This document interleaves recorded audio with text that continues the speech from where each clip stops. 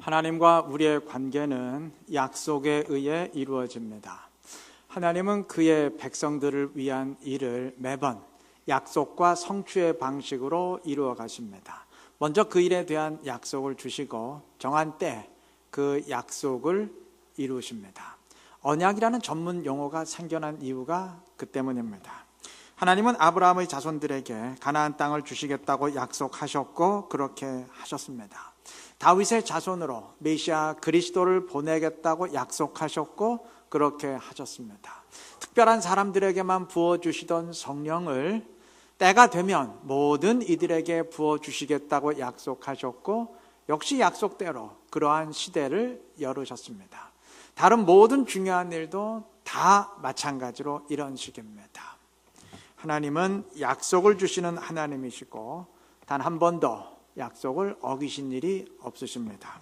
그러하기에 그리스도인들은 그의 말씀을 100% 신뢰하면서 신앙의 길을 걸어가게 됩니다. 하나님은 십자가의 복음을 믿는 자들을 구원하시겠다고 약속하셨고 그러하기에 우리는 구원의 완성을 소망하면서 확신하게 됩니다. 그는 진심으로 기도하는 자에게 응답하시겠다고 말씀하셨고 우리는 그 약속을 믿고 간구하게 됩니다. 그는 그의 자녀들과 함께하며 인도하겠다고 약속하셨고 그러하기에 우리는 그 약속을 믿고 간구하게 됩니다. 하나님은 왜 이렇게 약속과 성취의 방식으로 그의 자녀들을 이끌어 가실까요? 우리의 믿음을 원하시고 우리와 신뢰의 관계를 원하시기 때문입니다. 제가 언젠가 설교에서도 이러한 비유를 들었던 것 같은데 예를 들어서 현찰 거래의 경우 현찰을 주고받는 순간 거래는 끝나요. 더 이상 상대방과의 관계를 유지해야 될 하등의 이유도 없고 내가 저 사람을 믿을 수 있는지 또 저 사람이 과연 이 돈을 지불할 능력이 되는지 따질 필요 없습니다. 그냥 돈을 주고받는 것으로 모든 게 다 끝납니다. 반면 약속 어음을 건네고 거래할 땐 이야기가 달라지죠. 상대가 이 돈을 지불할 능력이 있고 또 반드시 그렇게 할 것이라는 신뢰가 있어야 됩니다. 그게 없으면 거래 자체가 성사될 수 없어요. 여러분 사기꾼하고 약속 어음 주고받으면서 거래할 수 있겠습니까? 불가능하죠. 정확한 비유는 아니지만 하나님이 우리와 굳이 약속의 관계를 이루시는 이유가 이와 비슷합니다. 서로가 원하는 것을 주고받음으로써 그것으로 모든 게 다 끝나버리는 그러한 관계가 아닌 상대를 믿을 수 있건 없건 서로 신뢰할 수 있건 없건 아무런 상관이 없는 그러한 관계가 아닌 믿음과 신뢰의 관계를 원하시기 때문입니다. 우리가 할 일은 주님과 그러한 관계를 이루는 일입니다. 기도하는 자에게 응답하시겠다 약속의 말씀을 주셨으니 그것을 믿고 간구하고 또 복음을 전하는 자에게 끝날까지 함께 하시겠다고 약속하셨으니 그 말씀을 믿고 복음을 전하고 이런 식으로 주님의 약속의 말씀을 믿고 행동함으로써 주님과의 관계를 주님과의 그 신뢰의 관계를 더 굳건히 이루어 가는 일입니다. 그리고 바로 그것이 신앙생활입니다. 물고기가 물속에서 살듯이 그리스도인이란 약속의 말씀 안에서 살아가는 사람들입니다. 하나님은 능치 못할 일이 없으신 전능하신 분이시지만 그러한 전능하신 하나님도 절대 약속의 말씀을 변경하거나 파기하는 일은 하실 수가 없으십니다. 성경은 단 한 번도 하나님이 약속을 어겼음을 증언한 일이 없습니다. 그 대신 하나님이 어떻게 약속을 이루어 가셨는지를 끊임없이 반복하고 또 반복하면서 증언합니다.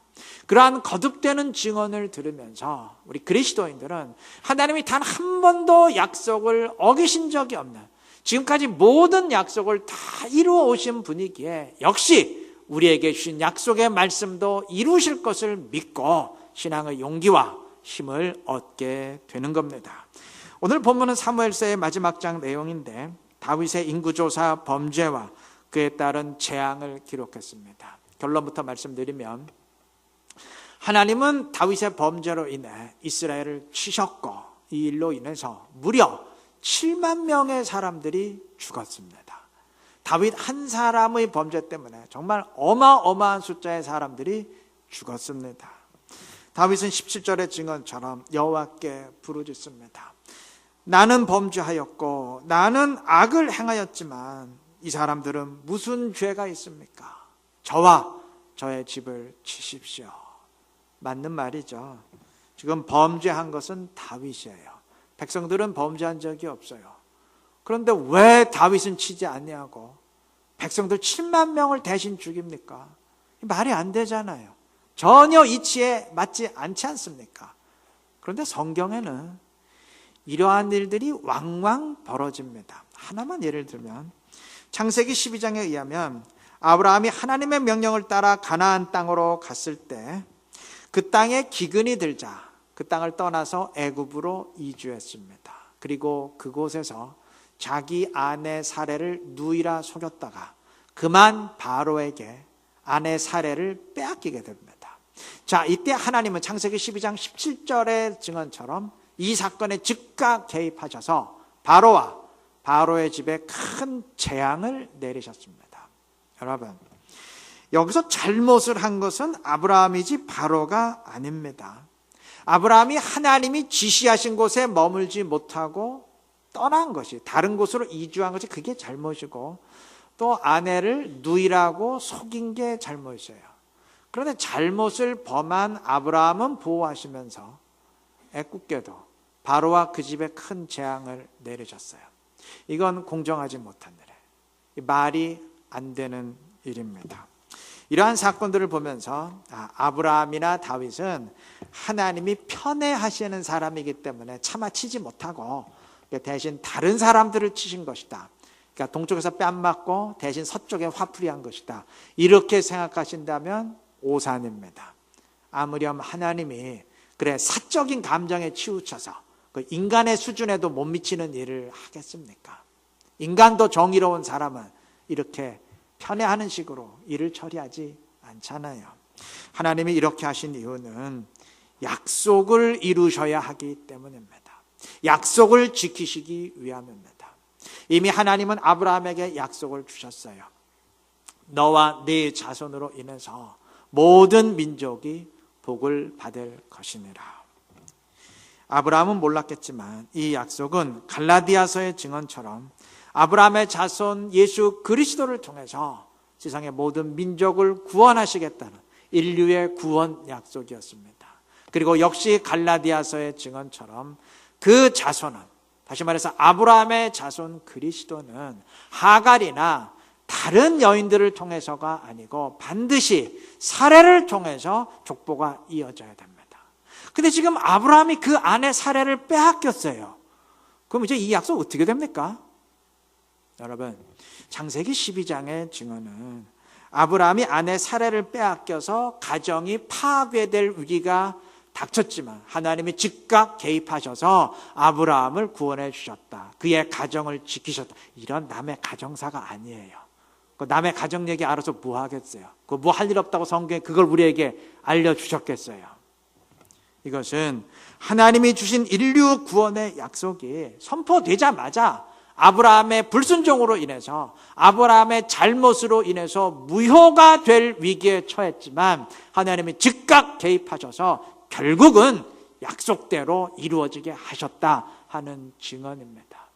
약속이 선포되자마자 사단도 즉각 기근을 통해서 그 약속을 파괴시키기 위해서 공격했고, 그만 아브라함이 그것에 걸려 넘어졌는데, 그럼에도 불구하고 하나님은 약속을 이루어 가셨다는 증언이에요. 인간의 불순종이 결코 하나님의 약속을 변경시키거나 취소시킬 수 없다는 분명한 증언입니다. 하나님은 아브라함이 아닌 바로를 치셨습니다. 아브라함을 치거나 죽이면 그가 100세의 아들을 낳는 약속 어떻게 이루어집니까? 너로 큰 민족을 이루겠다 하시는 약속이 그 어떻게 되겠습니까? 지장이 초래하잖아요. 하나님이 아브라함을 편애하셨기 때문에, 아브라함이 예뻐서 그를 치지 않은 게 아니에요. 약속을 이루셔야 하기 때문에 하나님이 그의 자녀 치는 거 눈 하나 깜짝하지 않으세요. 이스라엘 백성 600만 명 죽어나갈 때 눈 하나 깜짝하지 않았어요. 근데 하나님은 약속 앞에서는 어쩔 수 없으세요. 하나님은 반드시 약속을 이루시는 분입니다. 그 약속 이루기 위해서 아브라함을 그렇게 조치하신 겁니다. 다윗의 경우도 마찬가지예요. 다윗에게 주신 유명한 약속의 말씀이 있죠. 다윗의 자손을 통해서 메시아 그리스도를 보내시겠다는 약속이 주어졌고, 그와 그 자손의 나라가 견고하리라는 약속이 주어졌습니다. 7만 명 죽이듯이 하나님이 다윗을 죽여버리면 그 약속 어떻게 되나요? 그의 나라가 견고하려는 약속은 어떻게 됩니까? 역시 하나님이 다윗이 예뻐서 보호하신 게 아니에요. 약속을 이루셔야 하기에 그렇게 하신 겁니다. 아니, 그래도 아무 죄 없는 사람들을 7만 명 죽이는 건 그건 너무하지 않습니까? 반문하실 수 있을 텐데, 1절의 증언처럼 하나님은 이스라엘에게 이미 진노하신 일이 있으셨습니다. 그래서 다윗의 범죄를 통해서 이스라엘을 징벌하시려는 목적도 또한 이루신 겁니다.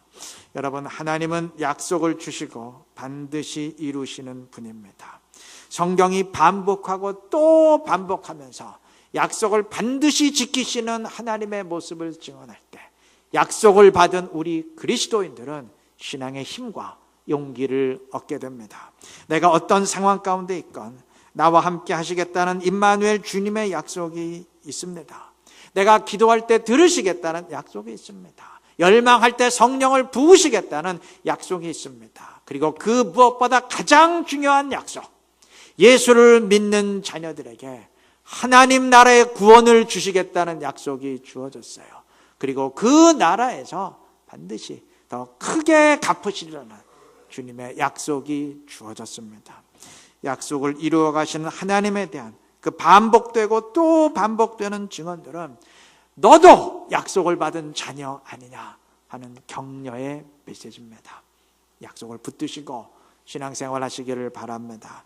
그래서 말씀 안에 거하면서 하나님을 더욱 의지하고 신뢰할 수 있는 지혜롭고 신실한 우리 이루는 게 모든 성도님들 되시기를 바랍니다. 오늘 본문의 내용을 들으면서 그 인구 조사한 게 뭐 그리 큰 죄가 되나요? 그 사람 숫자도 못 셉니까? 모세도 인구조사 했지 않습니까? 근데 그때 아무 일 없었지 않습니까? 반문하실 분 혹 있으시다면 인구조사 자체가 문제가 되는 게 아니고 그것을 시행한 목적이 문제였습니다. 요압이 인구조사를 끝낸 뒤에 오늘 본문 보시면 칼을 빼는 담대한 자, 즉 용사의 수를 보고한 것을 볼 때 아마 다윗이 군대를 강성하게 할 목적으로 그러한 조사를 시행했던 것 같은데, 이것은 하나님이 명하신 원리의 정면으로 어긋납니다. 하나님이 제일 싫어하는 것이었어요. 하나님은 이스라엘의 왕들에게 한 가지를 분명히 말씀하셨어요. 절대로 강한 군대를 만들지 말아라. 무슨 의미냐면 강한 군대 만들어서 그 강한 군사력 의지하려고 하지 말고 그 대신 여호와를 철저히 의지해라. 여호와의 말씀을 철저히 순종하는 통치를 해라. 그러면 강한 군대 없어도 전쟁의 승리는 내가 다 책임져 주겠다. 그러한 의미예요. 그거 한 가지 분명히 해라. 주님이 신신당부하셨습니다. 다윗은 처음에 정말 이 원리대로 철저히 순종했어요. 심지어 전리품으로 얻은 그 병거의 말들을 전쟁에 사용할 수 없도록 힘줄을 다 끊어가면서까지 말씀대로 순종했어요. 여러분, 당시 병거는 가장 강력한 전쟁 무기예요. 다윗은 병거의 말들을 전부 힘줄을 다 끊어버렸어요. 전쟁이 계속되는 시기에 가장 강력한 무기들을 집단적으로 계속 폐기 처분하는 게 그 쉬운 일이 없겠습니까? 근데 다윗은 말씀대로 순종했고 하나님은 그러한 다윗을 기뻐하시고 가는 곳마다 승리하게 하셨습니다. 자, 그런데 이랬던 다윗이 나중에 오늘 본문에서 정말 이상한 모습을 보여요. 강한 군대를 내세우고 자신의 위상을 스스로 높이려고 합니다. 여러분, 사무엘서를 한 번이라도 읽어보신 분들은 요압의 영적 수준이 참 형편없이 낮았다라는 것을 다 느끼실 텐데, 이러한 요압도 깜짝 놀라서 읽진 않았지만 3절의 증언처럼 아니 하나님이 능히 이스라엘을 100배나 더 강하시게 할 수 있는데 어찌 왕께서 지금 이러한 일을 저지르시고 하십니까? 놀라서 말릴 정도로, 요압이 놀라서 말릴 정도로, 그렇게 영적 감각이 없었던 요압도 깜짝 말릴 정도로 다윗이 지금 엉뚱하고 이상한 짓을 벌였어요. 여러분, 사무엘서가 증언하는 다윗은 정말 남다른 사람이었어요. 제가 설교 시간에 다윗을 몇 번 언급한 적이 있죠. 정말 감동적이지 않습니까? 그는 인격적으로도 달랐고 영적으로도 다른 사람과 달랐어요.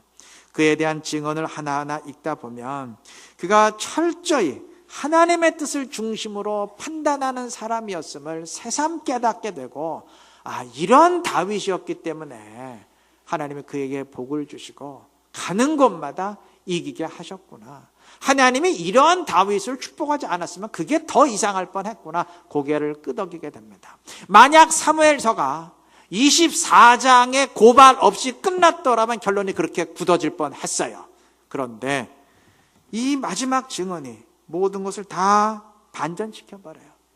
성경은 사무엘서를 마무리하는 24장에서 느닷없이 다윗의 무서운 범죄와 그로 인한 참 끔찍한, 여러분 7만 명이 죽어나갔으니 얼마나 끔찍합니까? 그 끔찍한 심판을 증언합니다. 그래서 지금까지 다윗을 높이 평가하고 우러러보던 분위기에 완전히 찬물을 끼얹어버려요. 그게 아니라는 의미죠. 다윗도 다른 사람과 똑같은 죄인이었다는 의미죠. 아니, 자신으로 인해서 무려 7만 명이 죽게 만들 정도로 일반 사람보다 더 큰 범죄를 저지른 인물이었다는 의미죠.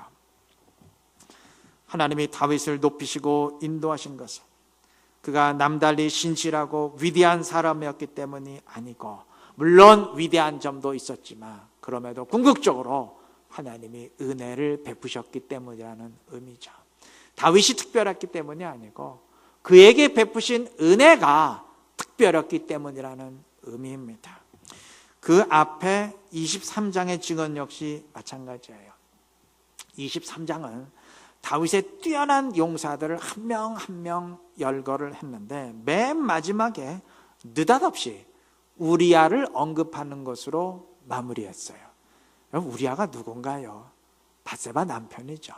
다윗이 밧세바를 빼앗기 위해서 교묘하게 죽였던 다윗의 장수입니다. 우리아만 죽이면 티가 나니까 다른 병사들까지 함께 죽여버렸던 그러한 사람이에요. 그런데도 성경은 23장을 그 우리아를 언급하는 것으로 마무리했습니다. 여러분, 다윗이 저질렀던 큰 범죄가 두 개 있죠. 밧세바 우리아 사건과 인구조사 범죄. 그런데 성경은 의도적으로 이 두 사건을 언급하는 것으로서 사무엘서를 마무리했습니다. 결론 내렸어요. 다윗이 물론 신실하고 경건한 사람이었지만 그도 역시 큰 범죄자였다. 그도 은혜를 의지할 수밖에 없는, 그도 은혜 외에는 길이 없었던, 그도 만약 은혜가 아니었다면 살아남을 수 없었던 범죄자였다라고 결론을 내렸다는 말입니다. 맞아요. 결론은 하나님의 은혜입니다. 여러분, 다윗도 은혜 외에는 길이 없었다면, 다윗도 결국 결론은 하나님의 은혜였다면 우리 가운데 은혜를 의지하지 않아도 되는 사람은 아무도 없어요. 세상에 다윗처럼 신실한 사람 없었어요. 다윗도 은혜가 필요하다면 우리 가운데 은혜를 필요로 하지 않을 수 있는 사람은 단 한 명도 없습니다. 그 메시지입니다. 좀 뭔가 허전할 수 있어요. 그래도 다윗은 좀 달라야 되는 거 아닙니까? 은혜는 누구에게나 다 베풀어 주시는 것인데 그 다윗 정도 되면 그래도 좀 뭐 다른 게 있어야 되는 게 아닙니까? 그도 결국 은혜가 결론입니까? 허전하고 실망스러울 수 있죠. 근데 여러분 명심하십시오. 바로 이것이 사무엘서가 전하는 복음입니다. 여러분, 사무엘서는 다윗에 관한 증언이 아니고 하나님에 대한 증언입니다. 하나님이 다윗을 어떻게 인도해 가셨는지에 관한 증언입니다. 그리고 정말 중요한 게 있어요. 사무엘서는 소설책이 아닙니다. 위인전이 아닙니다. 소설이라면 결론이 어떻게 났던 그것으로 끝이에요. 나하고 상관이 없어요. 근데 성경은 달라요. 성경은 나에게 적용되는 원리입니다. 그러니까 우리가 성경을 읽는 거지. 만약 그게 아니라면 그 남의 나라 역사 알아서 뭐 하겠어요? 우리나라 역사도 제대로 모르는데. 남의 가정 이야기 알아서 뭐 하겠어요? 우리 역사도 제대로 모르는데. 중요한 게 있습니다. 이것은 성경입니다. 사무엘서는 성경입니다. 다시 말하면 하나님이 다윗을 대하신 원리가 곧 우리 모두에게 적용되는 원리임을 믿습니다. 그래서 복음이에요. 여러분, 만약 성경이 다윗이 위대한 사람이기에, 특별한 사람이기에, 그럴 가치가 있는 사람이기에, 남과 완전히 달랐던 사람이기에, 흠도 없고 티도 없었던 사람이기에 하나님이 그에게 복을 주시고 인도하셨다 결론을 내렸다면 어떻게 될 뻔했습니까? 성경은 의도적으로 그렇게 결론을 내리지 않았어요. 만약 다윗이 흠도 티도 없는 위대한 인물이기에 하나님이 그를 특별히 여겨주셨다면 다윗 자신이야 더욱 추앙받는 위인이 되었겠지만 이것은 우리에게 복음이 되지 못해요. 만약 사무엘서가 위인전이었다면 그러한 결론이 해피엔딩이 되었겠지만 이것이 성경이기에 우리에게는 참으로 참담하고 슬픈 결론이 될 수밖에 없습니다. 왜냐하면 우리는 다윗 정도의 수준이 되지 못하기 때문입니다. 다윗처럼 신실한 신앙을 지니기가 힘들고 다윗처럼 원수도 사랑하는 인격을 지니지 못하기 때문입니다. 만약 다윗이 흠도 티도 없는 정말 신실하고 특별한 인물이었기에 하나님의 복을 받고 은혜를 받았다면 우리 가운데 다윗 정도 되는 사람은 다윗 정도의 수준이 되는 사람에겐 그게 복음이 될 겁니다. 나도 다윗 정도 수준이 되니까 다윗도 그러해서 복을 받았으니까 당연히 나도 복을 받겠죠. 적용이 되겠죠. 그러나 다윗 정도의 수준이 못 되는 우리에겐 어떻게 할 것입니까? 다윗의 수준에 턱없이 못 미치는 우리 일반 사람들에겐 이 이야기가 어떻게 되겠습니까? 다윗과 나는 상관이 없어요. 다윗에게 적용된 원리는 나에게 적용될 수가 없어요. 그 사람은 너무 뛰어났기에 복을 받았는데 우리는 수준이 그 정도 못 되거든요. 다윗의 수준에 미치지 못하는 우리 일반 사람들은 하나님의 복과 인도하심을 기대할 수 없는 그러한 사람들이 되어버립니다. 다윗의 이야기가 그저 뛰어난 사람들의 이야기일 뿐, 지극히 신실한 사람들의 이야기일 뿐 나의 이야기는 되지 못합니다. 그런데 성경은 의도적으로 그게 아니라고 결론을 내렸어요.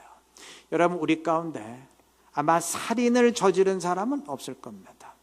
혹 과실치사로 교통사고로 사람을 죽인 사람이 있을지는 몰라도 나 때문에 7만 명을 죽게 만든 범죄자는 아마 없을 겁니다. 없겠죠. 다윗은 우리보다 훨씬 더 큰 범죄자였습니다. 그런데도 하나님의 특별한 사랑을 받았어요. 은혜가 임했기 때문입니다. 성경은 이 원리가 너희 모두에게 적용될 것이라 선포합니다. 그래서 사무엘서의 결론은 우리 모두에게 복음입니다. 너보다 훨씬 더 큰 범죄를 저지른 다윗도 은혜를 받았으니 너 역시 은혜를 받을 것이라는 복음입니다. 혹자는 이렇게 질문할지 모르겠어요. 목사님, 그 말은 되는 것 같은데 다윗은 경우가 다르지 않습니까? 다윗은 하나님이 특별히 택한 사람이고 특별한 사람 아닙니까? 그러하기 때문에 그러한 범죄에도 불구하고 특별한 은혜를 받은 것 아닙니까? 반문하실지 모르겠는데 아니에요. 그래서 제가 오늘 서두에 분명히 강조했습니다.